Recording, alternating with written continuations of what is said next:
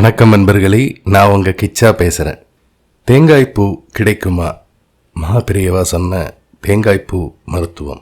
அது என்ன தேங்காய்ப்பூ மருத்துவம்? என்ன வியாதிக்கு? அதை பற்றினது தான் இந்த பதிவு.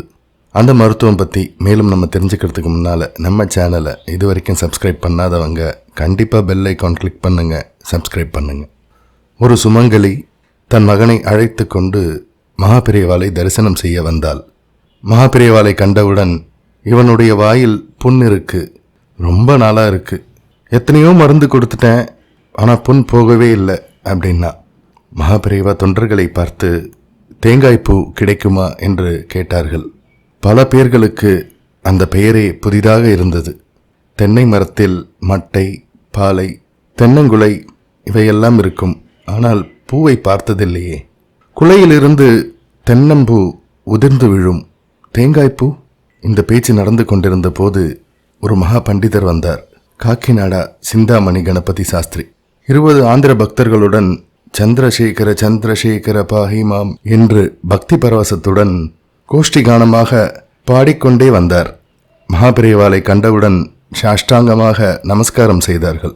தங்களுடன் கொண்டு வந்திருந்த 30 தேங்காய்களை மகாபிரியவாளின் முன்னிலையிலேயே உடைத்து தட்டுகளில் வைத்து சமர்ப்பித்தார்கள். 4 தேங்காய் மூடிகளில் நடுவில் அரை எலுமிச்சை அளவுக்கு ஒரு கட்டி காணப்பட்டது. பூ கிடைச்சிடுத்து என்று மனம் பூரிக்க கூறினார்கள் மகாபெரியவா. கட்டி போன்றிருந்த அந்த பொருள் தொட்டு பார்த்தபோது மெத்தென இருந்தது. அவைகளை அப்படியே பையனிடம் கொடுக்க சொன்னார்கள். வெயிலில் உலர்த்தி தினமும் கொஞ்சமாக சாப்பிடு என்றார்கள் மகாபெரியவா. பையனுக்கு ஒரே அவசரம். ஒரு பூவை அப்போதே வாயில் போட்டு குதப்பினான். சுவையாக இருந்தது.